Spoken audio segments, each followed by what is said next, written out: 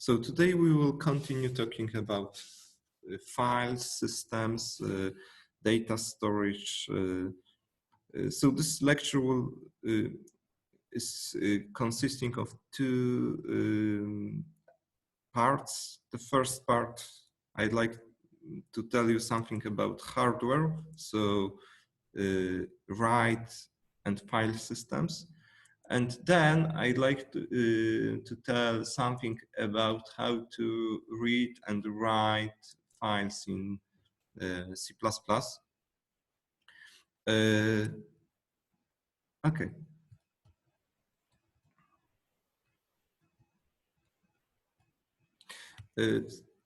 So last time I told you about the two types of data storages. So hard drives and SSDs. There are a lot of differences, but I hope you are conscious that it's not so clear whether the hard drives are, you know, obsolete version of SSDs. There are significant differences between them, but the most or the weakest side of SSDs is limited number of write cycles. Yeah, so you should be conscious that there, for some applications, SSDs cannot be used, or we should to use SSD of higher capacity to have a free storage for routing cells. By the way, I'd like to add one information about SSD. So, because cells are, you know, the address of particular cell is not fixed. So the controller can assign to particular LBA address different cells to balance number of write cycles. So for SSD, there are no problem with fragmentation, for example. For hard drive, data fragmentation is a source of decrease of the hard drive performance, because I have to read particular file from different parts of hard drive. So in this case, there is a problem with, you know, with seek time. You know, so the head has to be moved on another trace, and so it generates a higher latency. In case of SSD, there are no problem like this.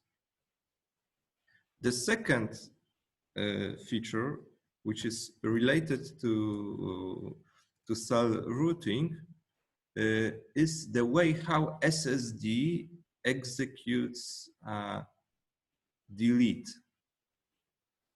So most of OS support delete files or data from SSD using command which is called drop. So in this case, when we want to delete particular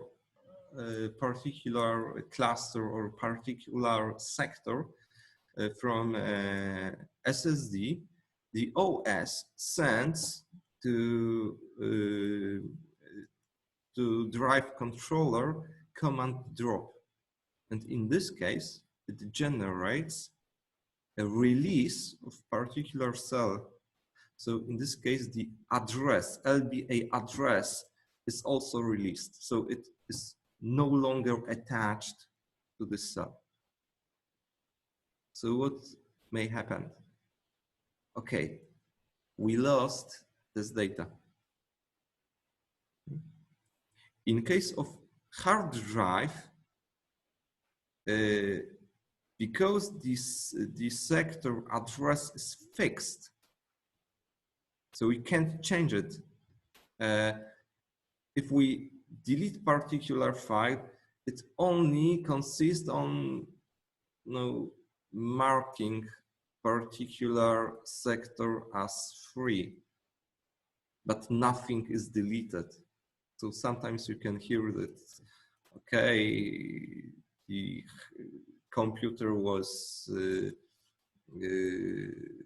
so for some criminals and other guys, that the police conquisted computers and they were able to recover some important data. Okay, for hard drives, this is quite easy to do. But for SSDs, while the sectors are not attached to particular address constantly, when the drop command is executed, it's almost impossible to recover it. So it's good for, for security reason, but it's bad when we do something like that by chance and we want to recover this data. Okay, but now I'd like to tell you something about write. So redundant array of independent disks. So this is a technology which is used mostly in servers, but it is also used in personal computers, sometimes also in notebooks or laptops. It requires that in your computer should be at least 2 drives, 2 SSDs or hard drives. Okay, it doesn't matter. But it lets, depending on configuration, it let me to ensure a data redundancy. So it let me to ensure increase of my data security, or increase the performance, or both, or it let me to, for example, increase the continuous hard drive space. So there are several types of write which can be distinguished. So the first type is denoted as write 0. And we can, for this configuration, we need at least 2 hard drives. So when I write data on hard drive, these hard drives are seen as a single hard drive, which size is equal. Okay, it's sum of capacity of these hard drives. In fact, it is the equal to n, when n is the number of hard drives, times the smallest hard drive in this array. So if we have 2 hard drives of the same size, it is the final capacity of the hard drive is equal 2 times of single hard drive. You can see that if we write data on hard drive, in fact, they are stored in stripes. So the first part of data are stored in hard drive 0, and the next part of data is stored in disk 1. So you can see that they are here. I have I1, I2, I3, I4. Okay, if we have more hard drives, this linear this stripe is created like this. Yeah, so from A1 1 to AN here. So what's our benefits from this configuration? First benefit is that we have the larger hard drive space available. So we don't need to have 2 hard drives in our OS, because our OS see only a single hard drive of higher size. The second benefit is that when I like to write large amount of data, some data are stored on hard drive 1 and other on hard drive 2, so they can be read simultaneously. So I can increase read and write time. So I improve, yeah. So I can decrease the read and write time, because some data can be read from A1 and other data from A2, disk 0 and other data from disk 1. So it led me to improve reading performance.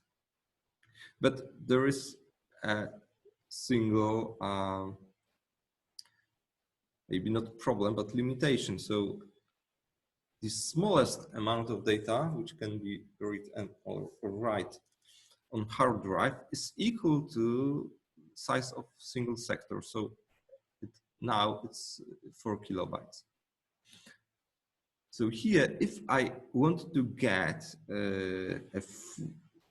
or achieve a full performance, I have to read and write full stripe. So for 2 disk is 8 kilobytes. So it means that I will be talking about file systems in a moment. So it means that when I have a file system, the smallest amount of data which should be read or write should be not 4 kilobytes, but 8 kilobytes.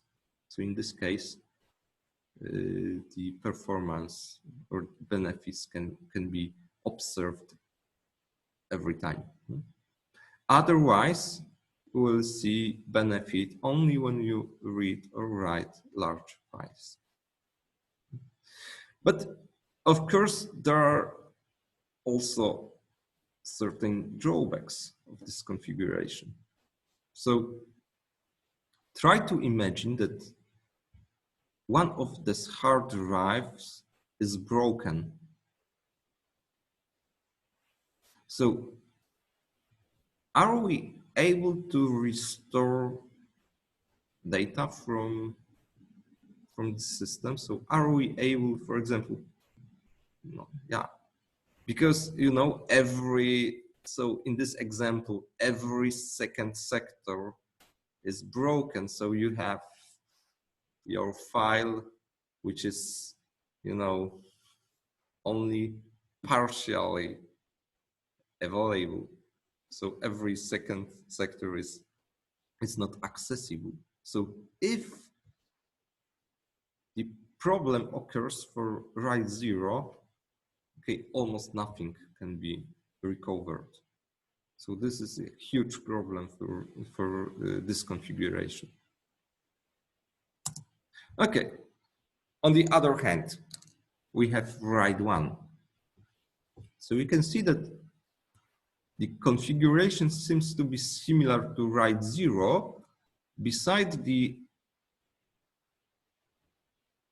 disk 0 and disk 1 contains the same information. So disk 1 is somehow a mirror of disk 0.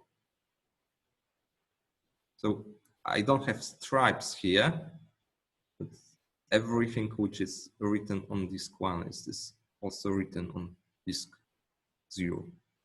So what are the benefits? If I have any hard drives in this configuration, this system is resistant to failure of n-1 hard drive. So if this hard drive will be broken, the system can continue. So it's enough to, you know, remove this hard drive and put a new one, and this write will be recovered. So this configuration presents highest safety among write. But what are drawbacks in this case? Okay, if you have hard drive of 500 gigabytes and you have, let's say, 3 hard drives of this size, and you connect them in the right one, your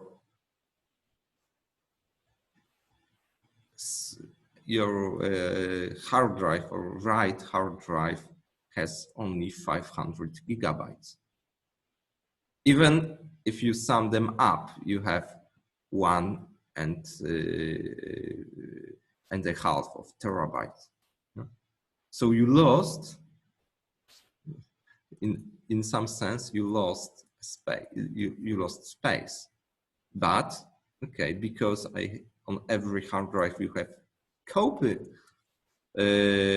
of so this system is very resistant.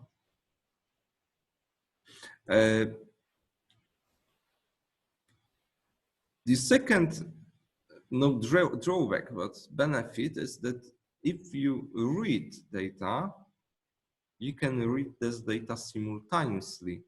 So you can read, for example, if you want to read A1, A2, A3, you can read A1 from this hard drive, A2 from this hard drive, and if you have third hard drive, you can read A3 from other hard drive. So, so you can increase reading performance in n times. You know? What about writing? So it doesn't work for writing, because if you want to write something, it should be wrote on every hard drive. So the write time is equal to time equal to write time of the slowest hard drive. So if we have hard drives of the same speed, okay, it will be equal to time of writing data for a single hard drive. So there are no performance change compared to a single hard drive. So this configuration is used mostly in systems where we have, okay, let's say 2 hard drives, and we want to ensure the system safety. So for example, we want the system work all the time. So if a single hard drive will be broken, the computer is working further. Yeah, so there are no problem with some breaks and so on. Yeah.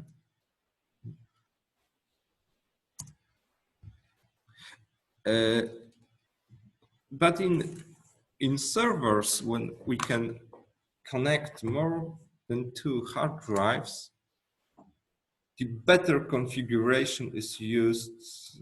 You know, a write. They are denoted in different values, but here I'd like to tell you about write 4 or write 5. There are some slight differences. So how it's what is the difference compared to write 0 or write 1? In fact, these are the combination of write 0 and write 1. So look, write 4, we have 4 hard drives, and for first 2 we have something which is similar to write 0. So data are stored in stripes. So here I have in this stripe I have I1, I2, I3, B1, B2, B3, and so on. So I have stripes. So the available space for this configuration is a sum of the capacity of particular hard drives. But there is another hard drive, and on this hard drive, something which is called a checksum is stored. So checksum is a combination of data which were wrote here. But it works that if one of these hard drives is broken, I can recover this data. So in this configuration, the system is capable or resistant for failure of a single hard drive. Okay, it doesn't matter which of this will be broken. Yeah? So in this case, the capacity is increased 3 times, but I have to use 4 hard drives. And I get the resistance to failure of a single hard drive.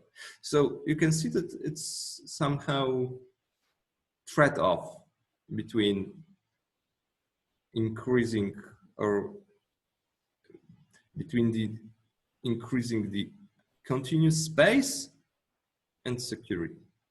In write 5, when we have 5 hard drives, 2 of these hard drives are used to store checksum. So in this case, the system is capable for failure of 2 hard drives.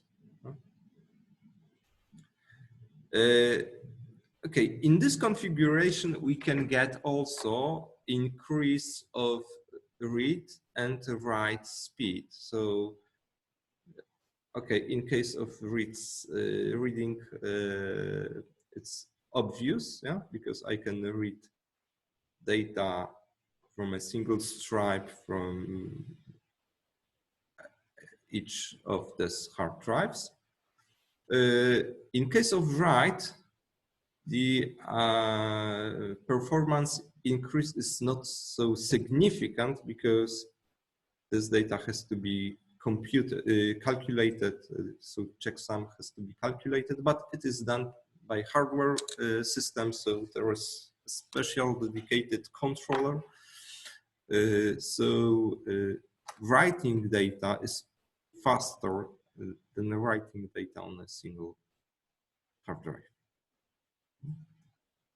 Okay, so that's all. Sometimes in budget computers, you can also find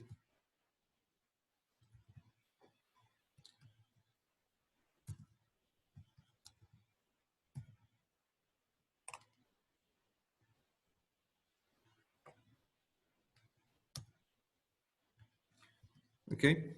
For budget computer, you can also find something which is called write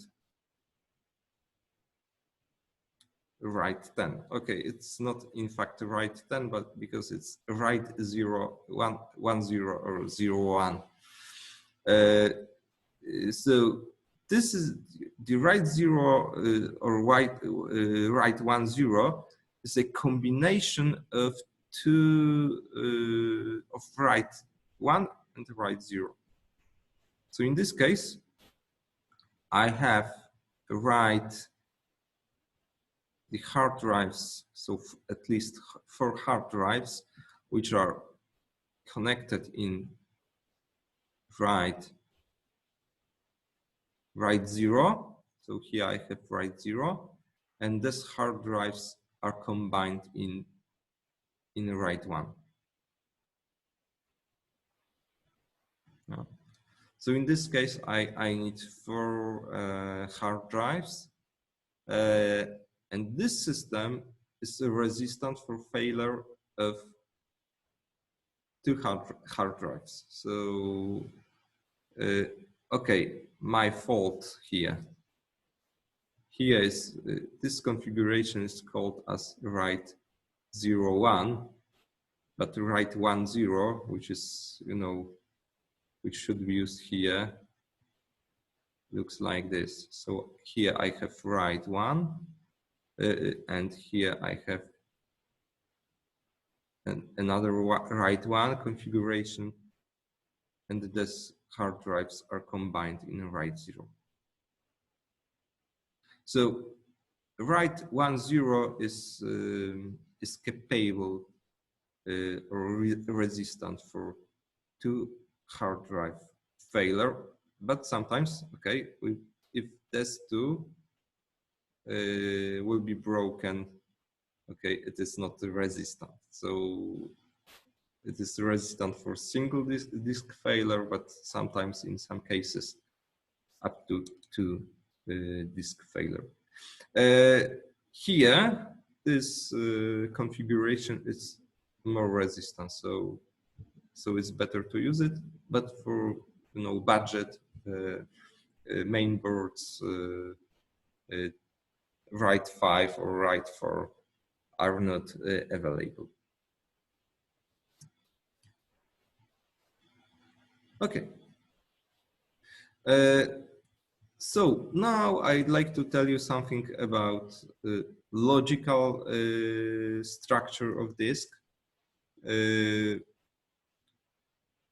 I don't want to go into details, but you should know that even the hard drive is addressed using LBA, so every sector has its own address. From OS perspective, we don't have direct access to sectors because OS can see only partitions, so drives. So on every hard drive, you can have several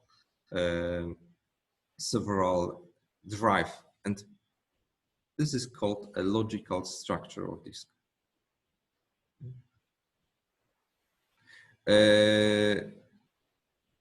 So when we have, sorry, this is not translated, but I hope you can imagine. Here in a blue box we have disk, yeah, so it's hard drive or SSD, but from OS perspective, there are no direct access to hard drive, but the access is generated via a file system. So this red box denotes a file system, and this yellow box denotes OS. So what the file system is?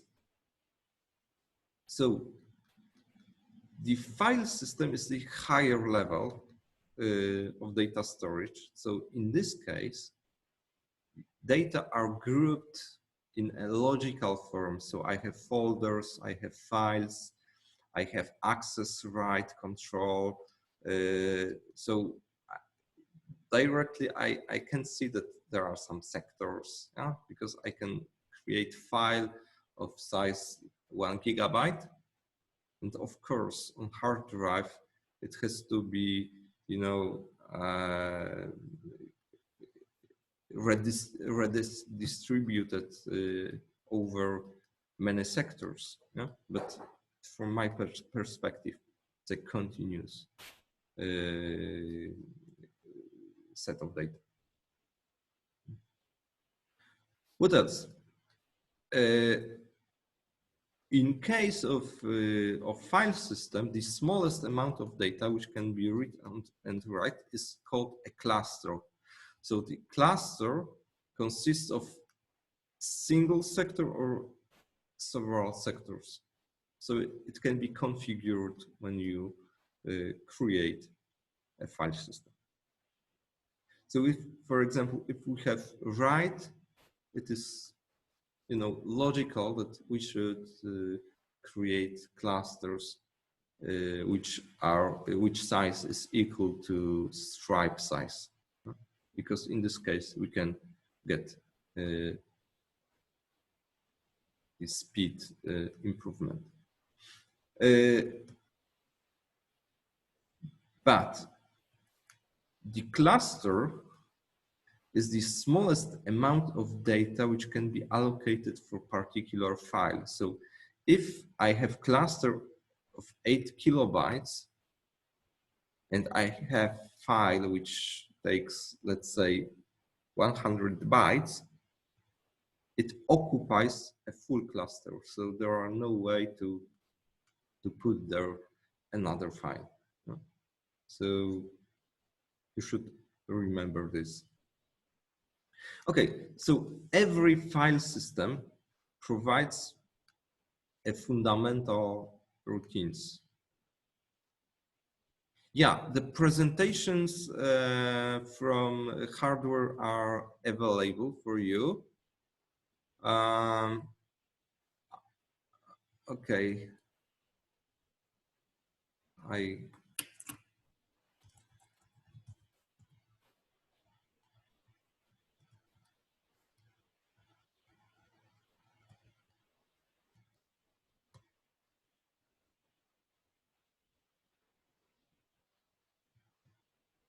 wait a moment, I will show you. Information engineering.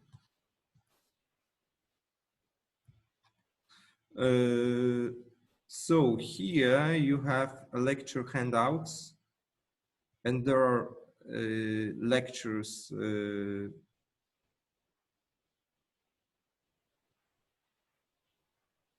so you have on e-course and you have, for example, lecture data storage. So this is the lecture I have today, and we had last time. Okay, so every file system has to provide several basic functions like file open, file close, create file, unlink or delete file, make directory, remove directory, read and write file. So these are the most fundamental routines every file system has to have.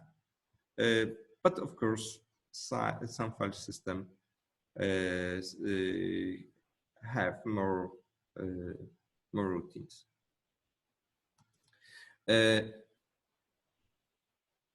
So if we want to briefly look at different file systems, you have a list here. So NTFS, which is the most popular file system on Windows.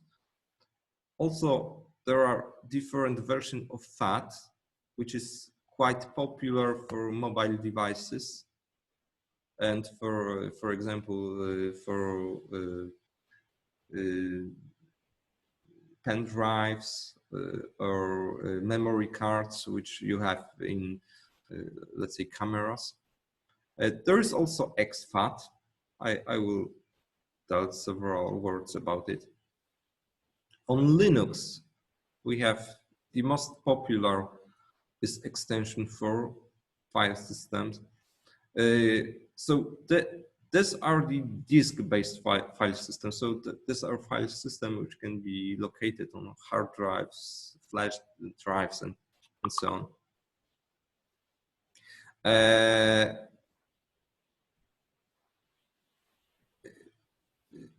Here you have the network file system. So also, if you try to communicate via network, we have, for example, SMB, NFS, or some file system like FTP. Okay, FTP is not a real file system, but it's pretend to be.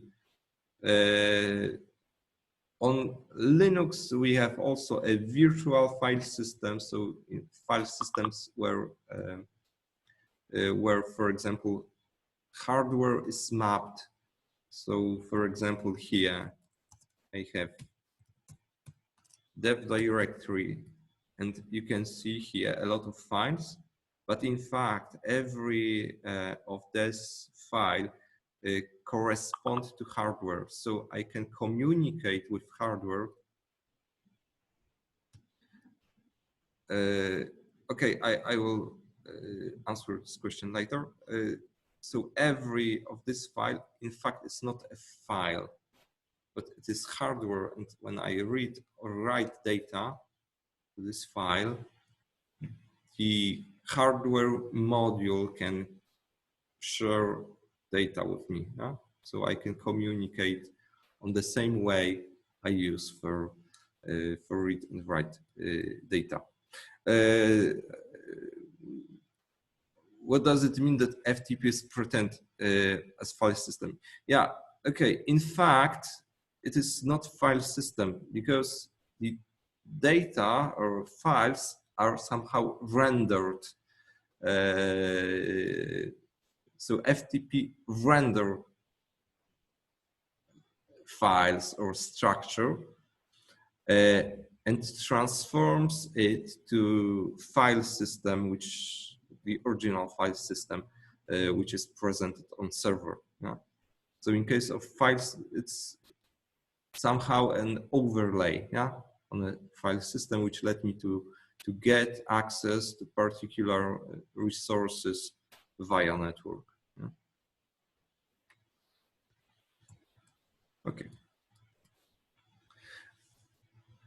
So here you have a comparison of the most popular file systems. There are some, differences between them. So you can see, for example, that NTFS size is limited, or the file size is limited to 16 exabytes. So 16 exabytes is 2 to the power 60 bytes. So it's much more than we have on our hard drives. While, for example, for FAT32, the maximum file size is limited to 4 gigabytes. So in this case, when you have camera or other device, flash drive, and you want to write the file which is larger than 4 gigabytes, it is impossible.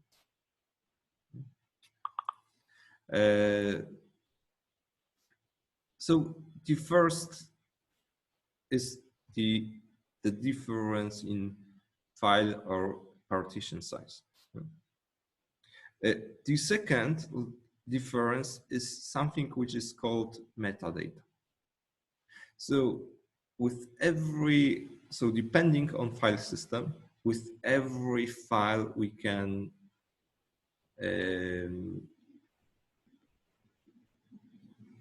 so for every file we can create a specific or additional set of information. It is called a metadata. So I can remember, for example, who and when created this file, or when this file was modified, or I can even remember, not me, but file system can remember the previous version of this file. So there can be kind of journal available. What's more, I can manage access rights. So who can get access to particular files? So I can define which group or which user or users are able to read, write data. So you can see that in case of NTFS or extension, we have all function available. In case of FAT, there are almost nothing. For example, for FAT, access control consists on defining that the file is write protected, so it shouldn't be modified, but there are no rules who can modify it. So there are only a few elements which are remembered for FAT. So what is the difference or benefits? If we have metadata, we can create access policy or flexibly. Moreover, we can recover file or previous version of file on easier way. So, but the problem is that if we store additional information, we have to have an additional space for it. So in case of NTFS or extension, the file occupies not only size which is dedicated for data, but it has even bigger space which is dedicated for additional information. So for which purpose this file system should be used? Of course, if you have a lot of files and you want to maximize the capacity, you should use, let's say, XFAT. So it seems to be newer version of FAT or FAT32. If you want to, for example, achieve higher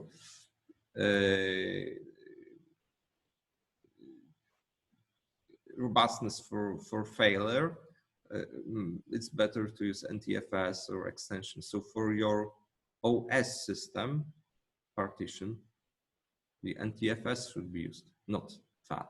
But for music or photos or other elements, it's better to use XFAT or FAT, because the hard drive, the effective hard drive capacity will be, or hard drive partition capacity will be higher because less additional information will be stored there.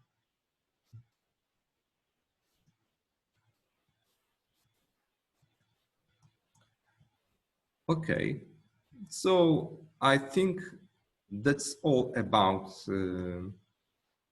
file systems. I don't want to analyze what are the detailed differences between them. So I think that you should have a general impression what is the difference and what is the file system.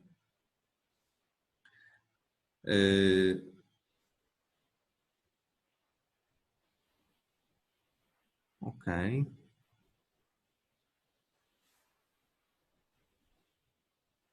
So now I'd like to switch to second part of this lecture, and I'd like to tell you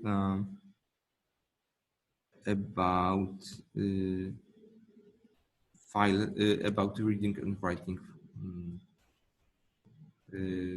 files.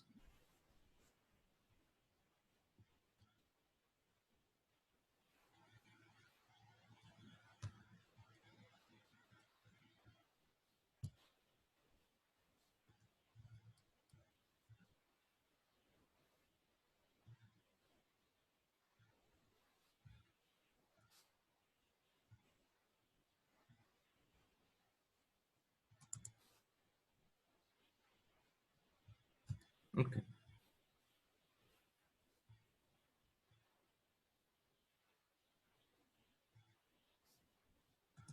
Okay, so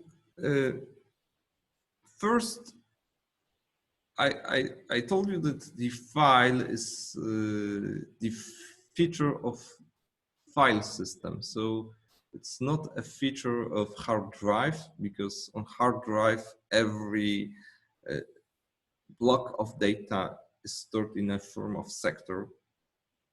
But to be used flexibly, the OS let me to organize elements in a form of folders and files. So what is the typical for files? It has strictly defined begin and end address. So I know where particular file starts and ends. So from my perspective, file is similar to array, where there is begin and continuous block and end. But in this array, I can store any data. So there are no requirement that data should be homogeneous. So only a particular type should be stored there. When we want to handle with file, the philosophy of file handling is similar or originated from tape. So when you, for example, want to read file, you have to move your reading head into particular position, and then you can read it, by segment by segment. So if you read something, your head is moved to the position when you finished this process.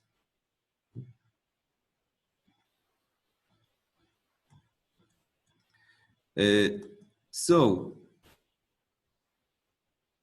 the same, it's about writing. So if you write something to file, your reading head is moved to the position you finish this process. And so when you repeat this process again, a new part will be written. But you should remember that when something was before, so when you start to write file from the begin and there are some data, you overwrite it. But I will show you it in a moment. But when we create files, we have two options. So we can store data in text or binary format. So now I'd like to tell you what is the difference between text and binary files. So the first assumption is that there are no difference for text. So if you have character array and you want to store it in binary or in text file, it looks the same. But there are differences in storing numbers. So in binary file, if numbers are stored the same like in memory. So creating binary file consists on copying or performing a memory dump. So you take the address of particular variable in memory and you copy byte after byte from memory to file. So if I have int, I have to copy 4 bytes. So what about the text file? In text files, numbers are stored as a text. So for example, if I have number 1, 2, 3, 4, 5,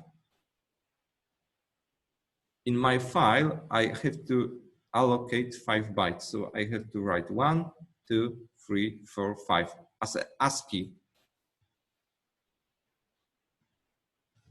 array. But look, there is a problem. So let's assume that I'd like to represent these values So in file, I will write 1, 2, 3, 4, 5, and then 1, 2, 8, and 1, 2, 3, 4, 6. So look, in my file, I have something like this. So I have 1, 2, 3, 4, 5, 6, 7, 8, 9, 10, 11, 12, 13. I have 13 bytes written. But now I'd like to read this file again. So the problem I can see is that I don't know where particular variable starts and finished. Because in binary file, I know that, for example, int occupies 4 bytes. So it's enough to read 4 bytes, and I can read a full value. It doesn't matter whether this value is 0 or 0x f, f, f, f, f, f. Yeah. So it doesn't matter. It occupies always 4 bytes. Here, if I have 1 or 0, it occupies 1 byte. If I have 1, 2, 3, 4, 5, it occupies 5 bytes. Yeah? So here, the size of particular variable is undefined. Therefore, in text files, I have to use additional character, which is not digit, which is called separator or delimiter. So in this case, I should use additional character, which let me to distinguish between particular elements.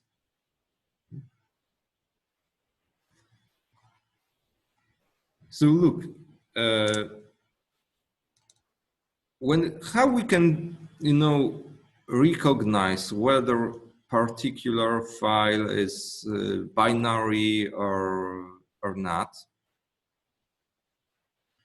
or text. Yeah. So look, for example, here is the presentation I show you. So how we can distinguish whether it is text file? Okay, I can open this file in Notepad, for example. So look, if you are able to understand this content, okay, we can assume that this file is text file because every information here is stored as a text. But sometimes you can find elements which looks like okay, odd. Yeah, you can see that there are a lot of random characters, and it is typical for binary files because in binary file, when I have, for example, value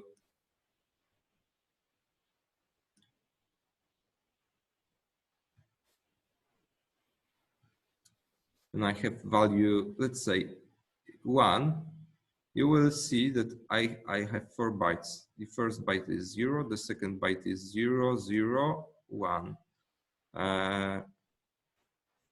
So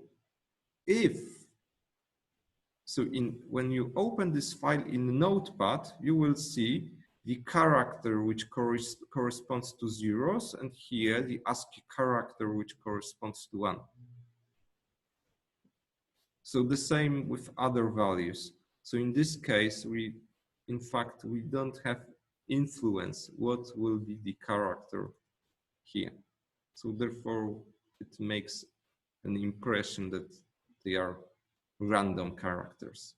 But they are not random, but they are characters which correspond to values of particular bytes.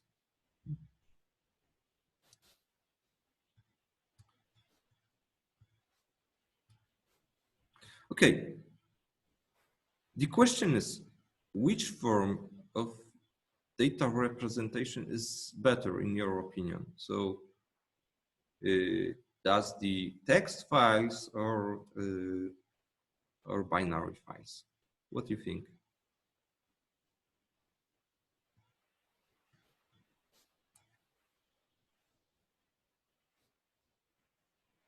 Okay, it depends on purpose. Great. So what do you think? So for which purpose the text files are better than binary?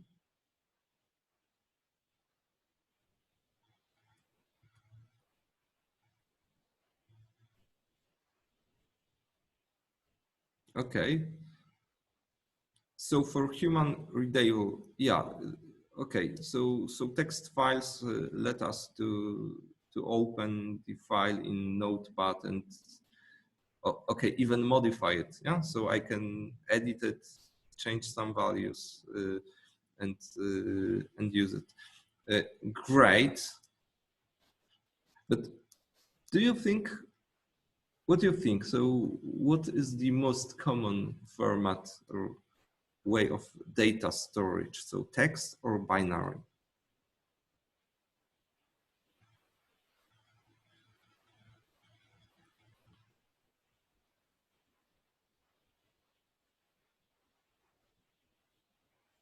Okay, so maybe I'll answer this question. So for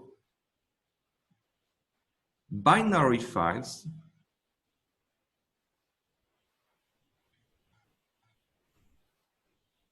okay, binary files are easier to process because they store data the same like in memory. So when I like to, for example, write my program state, I need only to make memory dump. And then when I'd like to recover it, I take this binary data and I copy byte after byte to memory. So I can recover it also easily. You know? So they are faster. So for when program stores its inner content, it usually uses a binary file.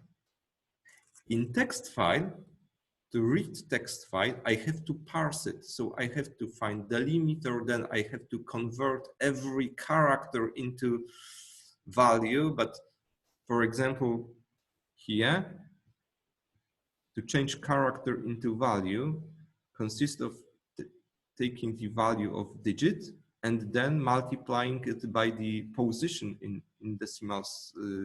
So multiplying it by decimal position. So here it's 5. Here this character value is 40, 30. So parsing elements from text file takes more time. But in general, most of files which are used to store data and are text now. So the first is that even the text files occupies more space, but because, you know, in general, for in binary file, every value has the same size. So every integer has 4 bytes, independent on value. You can see that for text file, it may vary, but it varies from 0 up to 9 bytes, or including delimiter. So in general, text files are larger, but now it seems to be no problem with, you know, files which are larger. But there is a crucial benefits of using text files. So I can read this file on every platform.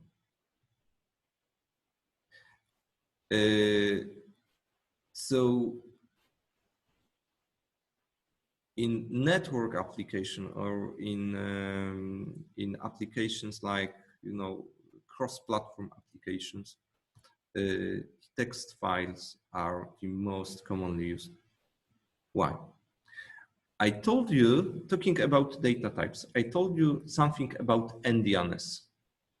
So, for example, that the order of bytes in memory depends on processor architecture. So in this case, when I have value 1 in little endian architecture, okay, it consists of 4 bytes, and the little endian, so this less significant byte is at the end. In the big endian architecture, I have U1 is represented like this. So try to imagine that we have a binary file. So in binary file, which was created in little endian architecture, the bytes will be organized in this way. So I take this file and I try to read it in big endian architecture. So in big endian architecture, this file in memory looks like this. No, this value in memory, it looks like this, 001. But in fact, it will be interpreted as 0x1000. In little endian, it will be interpreted as 0001. So look, it is huge difference in values. So due to the fact that binary files are not cross-platform independent, we should use text files. The second reason is that when we want to provide, for example, API, so the way how particular user can communicate with our system, it's easier to express it using, a text informations.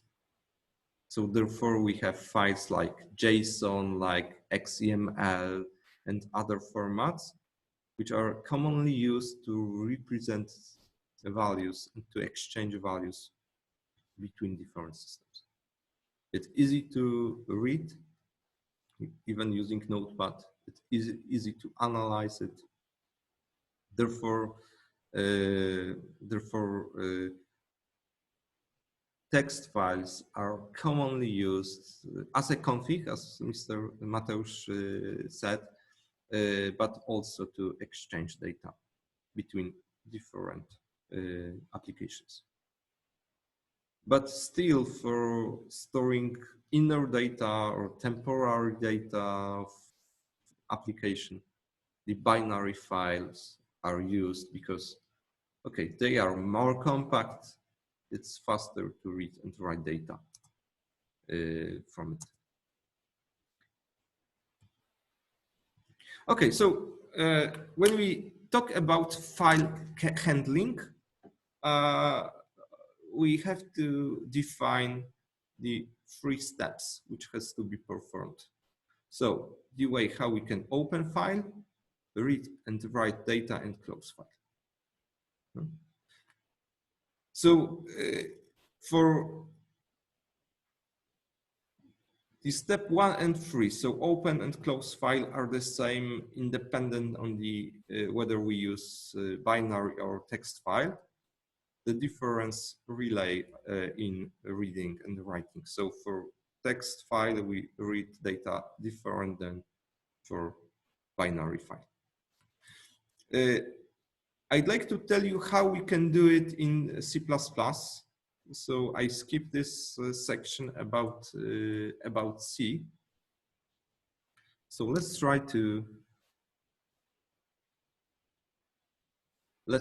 do it.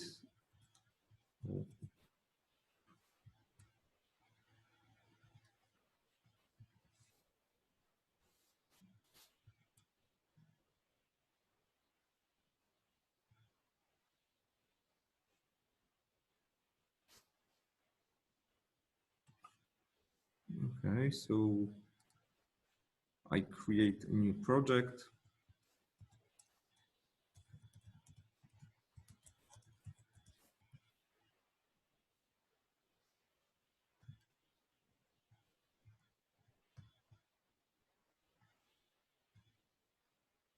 Oops.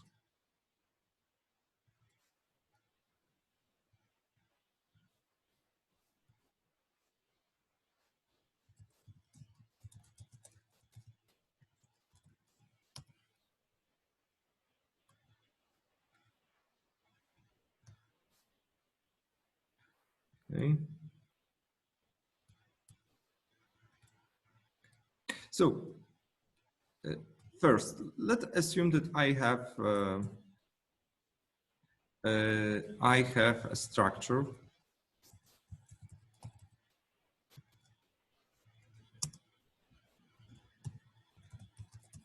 person, and I have character array name consisted of 20 words, 20 characters, int age, and car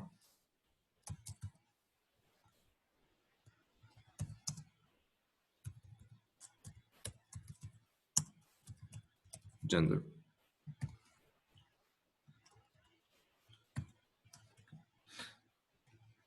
So now I will assume that I have two I have array of persons, so person students. Let's say 10 elements, or maybe 2 is enough. So I create them, so I have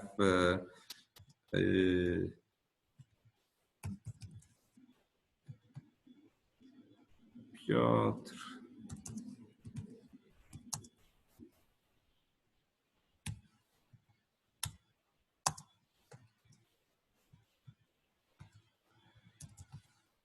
Anna,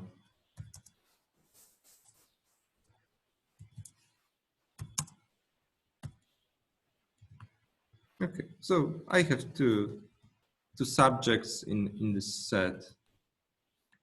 So let's assume that I'd like to write this data in a binary file. So the first thing is to create file. So I create fstream.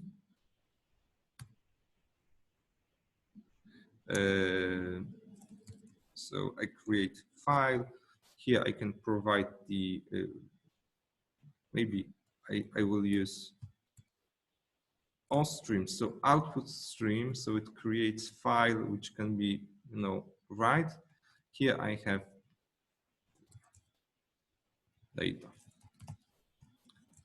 data bin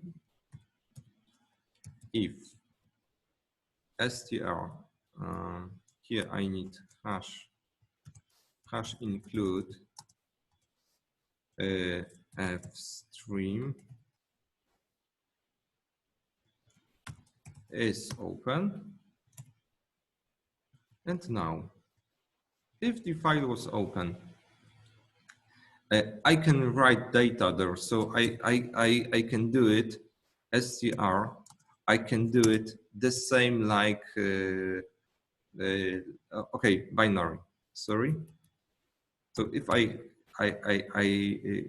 want to write data in binary, I use method which is called write. And here for this method, I need several arguments. So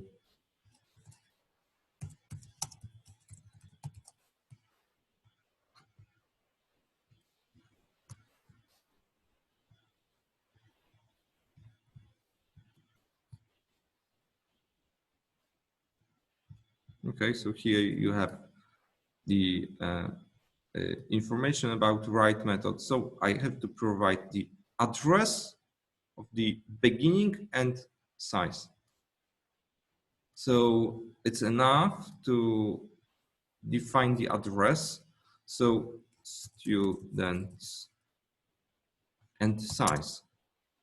I know that there are two elements in my array, and the size of particular element is person.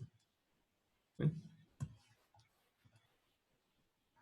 I should also to perform casting because as I showed you,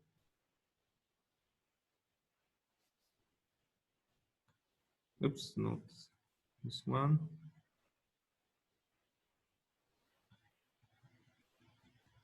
Okay, as I showed you here, the argument is pointer to car. So the system expects the array which consists of car. It don't need to be, you know, character array, but it should consist of bytes. So here I have to static cast car asterisk student. So it converts the okay, const car. It converts the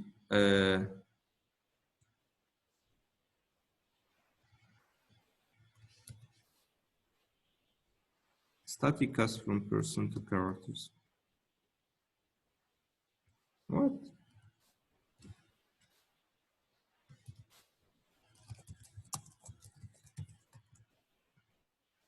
Okay, maybe this method will be faster. So I cast the person pointer to const car pointer. Okay, what will be the, and finally, str close. So what will be the effect here? Okay, it was executed. Now I should find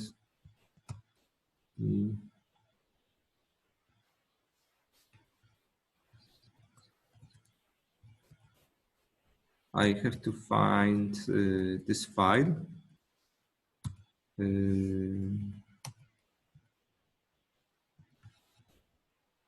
Okay, here I have data bin. I open it in Notepad, and you can see something like that. Piotr. Here I can see some, you know, strange elements. M, something else. Anna.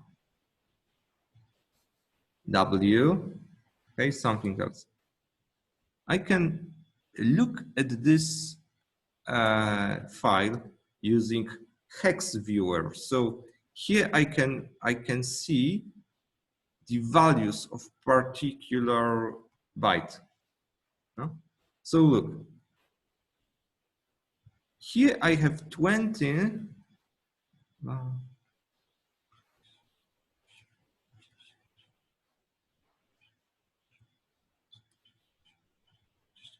Okay, here I have 20 bytes, which are used to store the array, yeah, because there are 20 characters. In this case, I have value 1e, it's 30. And here I have 6d, and 6d corresponds to the m, so character, so gender. Yeah? Then you can see that there are 3 bytes more. It is padding because structure in memory contains only always the so the number, the size is the multiplication of 4 bytes. So in this case, I have a padding which led me to fit it to 4 bytes. And again, here I have Anna. So I have 20 bytes, which corresponds to Anna. Then I have 4 bytes, which corresponds to age. 1C. Okay, 1C means 1C means 28. And here I have character which corresponds to the gender. Okay, so now I can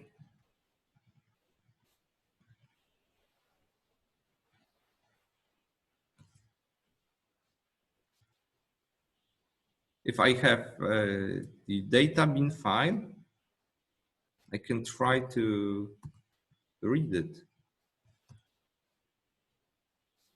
So let's assume that I have a file structure which consists of two elements, and now I change the output stream to input stream, and my input is the same file, data bin.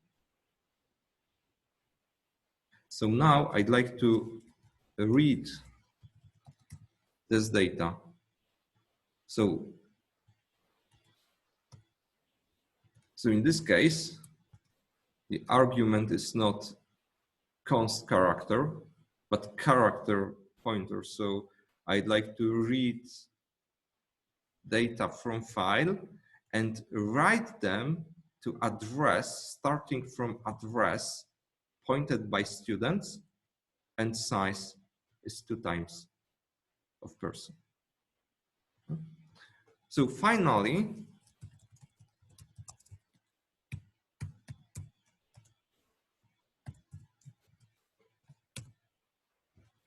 I can students I.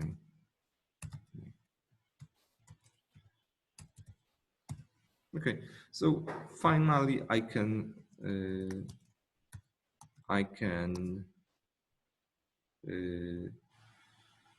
write this data. So students I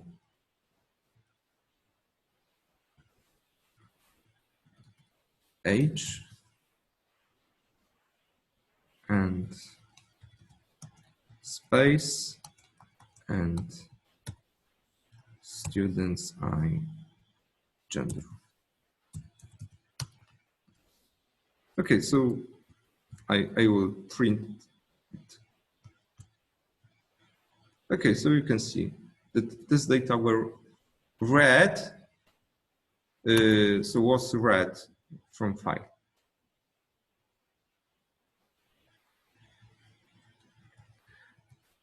What about text files?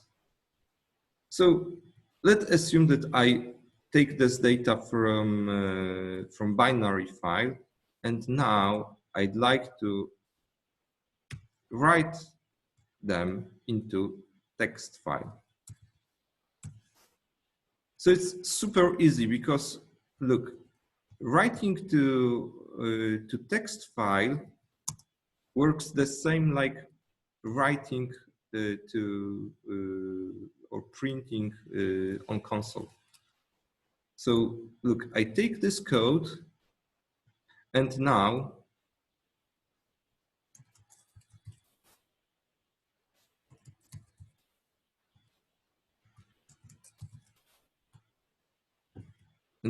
my stream is not cout because it's direct values to display, but my stream is fine, which is associated with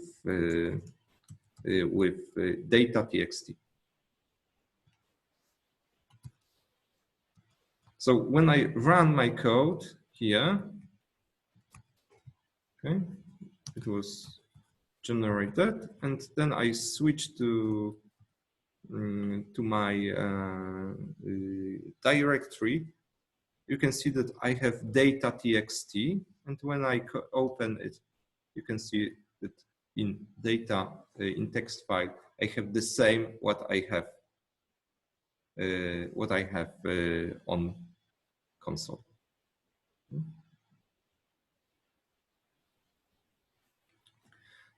Okay, now how to read text file.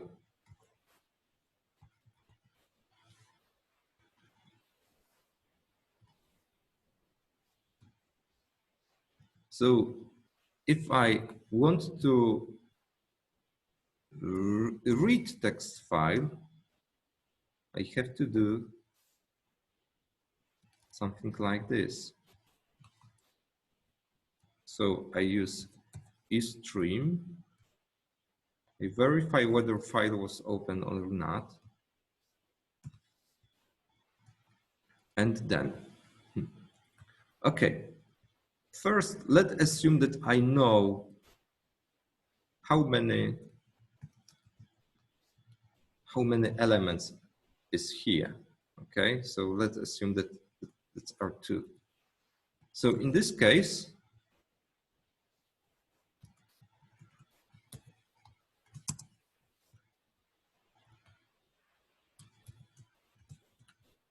it's enough to read element by element. When the elements are separated with space, it's enough to read the first element and assign it to name, the second element and assign it to age, and the third element and assign it to gender, because it's the same like reading from console. So it's similar to use cin. So you can call this several times, so 2 times, and in every loop iteration, the further line will be read. So let's verify whether it works or not.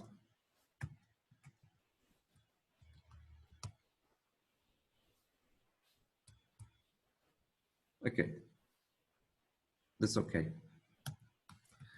But now let's try to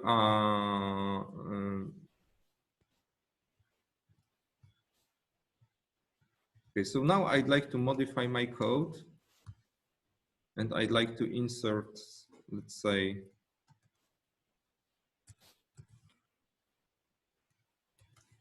more values.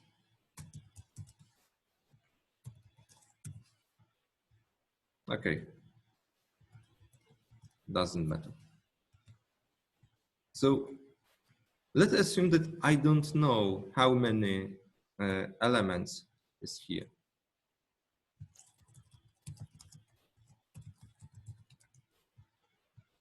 So now I have vector of students. So how to read? It's from file when the number of elements is unknown. There are several possibilities, but I think the easiest is using while and testing whether we are EOF, so whether we are not at the end of file. So in this case, I have to create a temporary variable, so student TMP, not student person. And now to read TMP, TMP, TMP.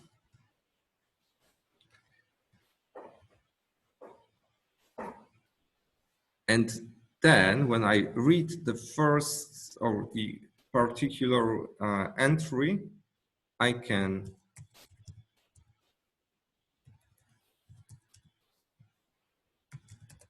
place back to my vector. And finally, I close it. Here I have auto reference element students and element.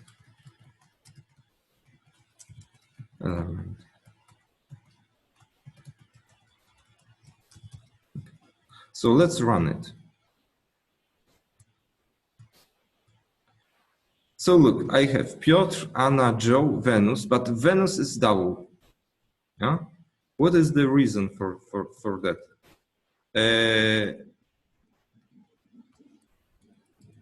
You can see that in text file, the Venus is only once.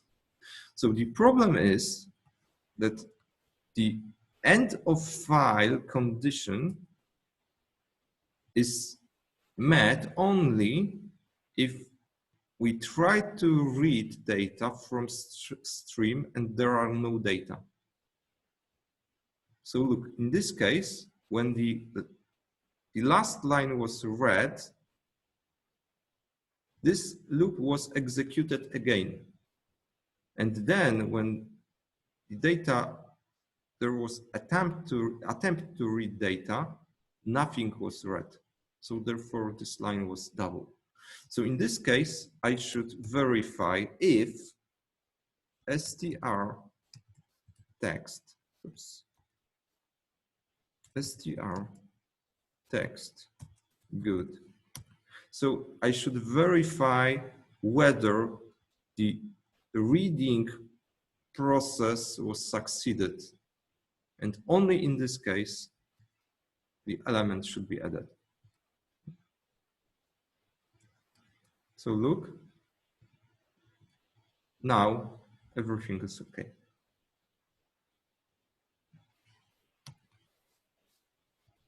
So this is general scheme how we can read data from file, even we don't know how many entries are here. We can apply this method also to binary file. So we can read only a single structure element, so one size of person, and we can repeat it every time we need until end of file is reached.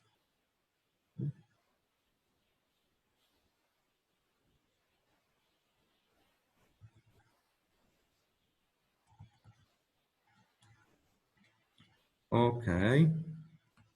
So I think I see that it's end of the time now. Okay, in this presentation you can find other elements which were mentioned also when I told you about the CN operations. So how we can format files, so format printing, so precision, white, and so on. So you should be familiar with it. The last information is that there are two methods which are called seekp and telp. Telp lets to or returns the position in a stream we are. So if we are at the beginning of file, telp returns 0. If we are at the end of file, telp returns the number of bytes from the beginning. There is another method, so seekp, let me to move in file, so I can rewind my file by 100 bytes forward.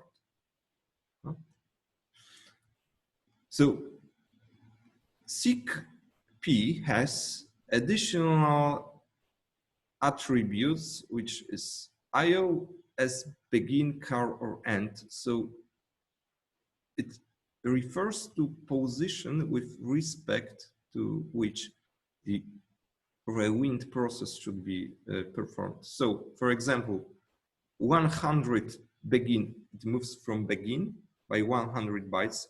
Car moves from the current position by 100 bytes forward, and end move 100 bytes with respect to the end of file. How we can read it or utilize it. If I want to, if I don't know how many elements is in my file,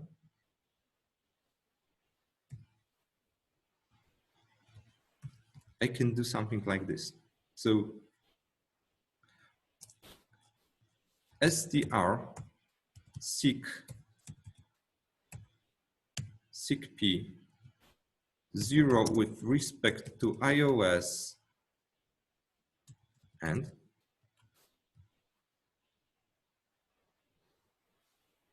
okay, here is seek g. Okay, so I move it to the end, and then int position is equal to str tell g. So I get the number of bytes, and then I come to the beginning, so seek back with respect to, so 0 bytes with respect to beginning. So now my position contains the number of bytes in my binary file. So the number of elements is equal to position divided by size of person. So now I can, if I know that there are only structure elements of person type, I can easily calculate the number of elements dividing the file size by the size of particular element. So now it's quite easy to read proper number of elements from file. So it is performed in a single command, so it works quite fast. Okay, so that's all for today. I'm sorry for making this lecture longer, but okay. So thank you for your attention and goodbye.